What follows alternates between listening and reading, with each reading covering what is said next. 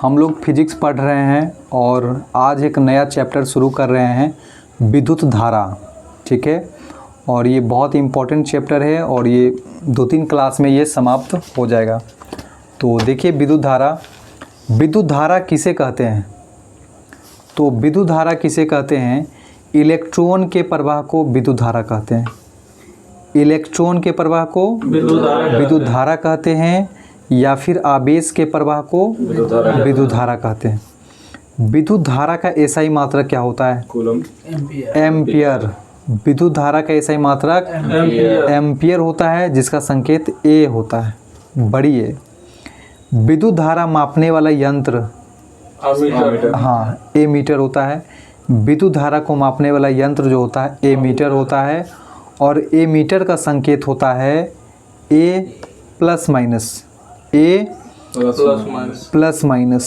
ठीक है, ये एमीटर का संकेत होता है।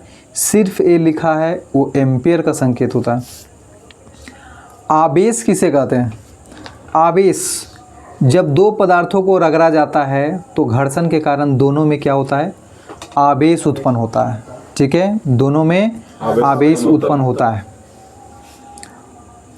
ठीक है, आवेश को सर्वप्रथम किसने उत्पन्न किया था? कूलम ने। थेल्स ने। आवेश को सर्वप्रथम उत्पन्न किया था थेल्स नामक वैज्ञानिक ने। आवेश को सर्वप्रथम उत्पन्न किया था थेल्स। आवेश दो प्रकार के होते हैं, एक धनात्मक और एक ऋणात्मक। धन आवेश और ऋण आवेश। ठीक है, तो जब किसी दो पदार्थों को रगड़ा जाता है आपस में, तो दोनों पे एक पे प्लस और एक पे माइनस चार्ज उत्पन्न हो जाता है। ठीक है, जैसे अगर हम बात करें, एक पदार्थ हम लोग कांच ले लिए और एक रेशम। एग्जाम्पल में भी बहुत पूछता है ये वाला कि कांच और रेशम को अगर रगड़िएगा, कांच और रेशम को, तो रेशम क्या हो जाता है? नेगेटिव। रेशम ऋणात्मक हो जाएगा और कांच धनात्मक। ठीक है, कांच और रेशम को अगर आपस में रगड़ते हैं तो रेशम ऋणात्मक, रेशम ऋणात्मक। तो रेशम ऋणात्मक का मतलब क्या हुआ? वो लिया या दिया? रेशम ऋणात्मक हो गया मतलब चार्ज दिया है। ऋणात्मक हो गया मतलब वो चार्ज लिया है। ठीक है, रेशम लिया है। अब कांच धनात्मक हो गया मतलब वो चार्ज दिया है। ठीक है, याद रखिएगा। अगला इसका एग्जांपल देखिए, एबोनाइट का छड़ लीजिए और रेशम का छड़, मतलब रेशम। एबोनाइट का छड़ और रेशम को रगड़िएगा तब रेशम क्या हो जाएगा? धनात्मक। एबोनाइट के साथ रगड़िएगा तो रेशम धनात्मक। ठीक है, और एबोनाइट क्या हो जाएगा? ऋणात्मक। ठीक है, उसी तरह मानव का शरीर और लकड़ी, मानव का शरीर और लकड़ी को रगड़िएगा तो मानव शरीर हो जाएगा धनात्मक और लकड़ी हो जाएगा ऋणात्मक। ठीक है, तो कांच रेशम और रेशम एबोनाइट याद रखिएगा, और ये मानव शरीर वाला। अब देखिए आवेश का संकेत क्या होता है? तो क्यू। आवेश को क्यू से इंडिकेट करते हैं, छोटी क्यू या फिर बड़ी क्यू। आवेश का एसआई मात्रक क्या होता है? कूलम्ब, जिसका संकेत सी होता है। तो आवेश का एसआई मात्रक कूलम्ब। आवेश का सीजीएस मात्रक स्टेट कूलम्ब। ठीक है, आवेश का एसआई मात्रक कूलम्ब और सीजीएस मात्रक स्टेट कूलम्ब। एक कूलम्ब बराबर कितना स्टेट कूलम्ब होता है? तो एक कूलम्ब बराबर 1.3 10⁻⁹ स्टेट कूलम्ब। एक कूलम्ब बराबर 1.3 × 10⁻⁹ स्टेट कूलम्ब।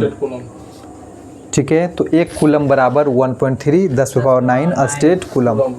ठीक है, अब देखिए, एक कूलम्ब आवेश में कितना इलेक्ट्रॉन रहता है? 6.5 एक इलेक्ट्रॉन में कितना आवेश होता है? अगर एक इलेक्ट्रॉन की बात करें, एक इलेक्ट्रॉन में कितना आवेश होता है? बोलिए। हाँ, एक इलेक्ट्रॉन में 1.6 × 10⁻⁻19 कूलम्ब। एक इलेक्ट्रॉन में इतना आवेश होता है। ठीक है, एक कूलम्ब में कितना इलेक्ट्रॉन होगा? एक कूलम्ब में कितना इलेक्ट्रॉन, ये होता है 6। तो याद रखिएगा 6.25 10⁻18 इलेक्ट्रॉन। 6.25 गुना 10⁻18 इलेक्ट्रॉन। और वहीं आवेश बोलेगा कितना, तो 1.6 गुना 10⁻⁻19 कूलम्ब। ठीक है, और कितना इलेक्ट्रॉन बोलेगा तो 6.25 10⁻18 इलेक्ट्रॉन। ठीक है, अब आगे आइए। अब देखिए एक पूछता है कि बताइए कूलम्ब का नियम किस नियम के समानार्थी मतलब गुण दर्शाता है, तो गुरुत्वाकर्षण के नियम। कूलम्ब का नियम और गुरुत्वाकर्षण नियम। कूलम्ब का नियम जो होता है दो आवेशों के लिए होता है, और वहीं गुरुत्वाकर्षण का नियम दो पिंडों के लिए होता है, दो वस्तुओं के लिए होता है। तो दो आवेशों के बीच लगने वाला बल दोनों आवेशों के गुणनफल के समानुपाती और उसके बीच के दूरी के व्युत्क्रमानुपाती। हाँ, बीच के दूरी के वर्ग के व्युत्क्रमानुपाती, बीच के दूरी के वर्ग के व्युत्क्रमानुपाती होता है। ठीक है, यानी F समानुपाती Q1 Q2 बटा R²। ये हुआ कूलम्ब का नियम। वहीं गुरुत्वाकर्षण के नियम की बात करें, दो पिंडों के बीच, पिंड या वस्तु जो बोलिए, दो पिंडों के बीच लगने वाला बल उसके द्रव्यमान के गुणनफल के समानुपाती और उसके बीच के दूरी के वर्ग के व्युत्क्रमानुपाती, यानी F समानुपाती m1 m2 बटा R²। ये हुआ गुरुत्वाकर्षण का। ठीक है, समानुपाती चिन्ह हटाइएगा तो कोई नियतांक दिया जाता है, यानी F बराबर G कैपिटल G, F बराबर कैपिटल G m1 m2 बटा R²। ये हुआ गुरुत्वाकर्षण का नियम, जहाँ G गुरुत्वाकर्षण नियतांक है। उसी तरह कूलम्ब के नियम में F बराबर K इंटू Q1 Q2 बटा R²। ठीक है, तो ये दोनों समानता पूछता है, याद रखिएगा। तो आवेश दो प्रकार के होते हैं, एक धन आवेश और ऋण आवेश। ठीक है, अब देखिए अगर प्लस प्लस है तो दोनों में क्या होता है, प्रतिकर्षण। अगर माइनस माइनस है तो पर भी प्रतिकर्षण। अगर एक प्लस एक माइनस चार्ज है तो क्या होगा, आकर्षण। एक माइनस एक प्लस है तो आकर्षण।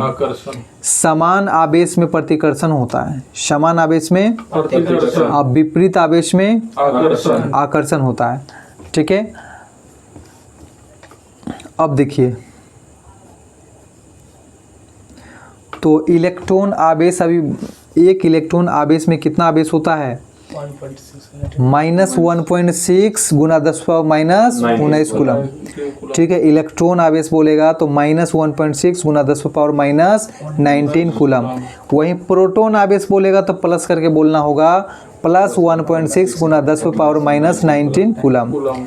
आवेश का फॉर्मूला Q बराबर क्या होता है, I इंटू टी। Q बराबर I इंटू टी, Q बराबर I इंटू टी, जहाँ Q आवेश है, I विद्युत धारा और T समय है।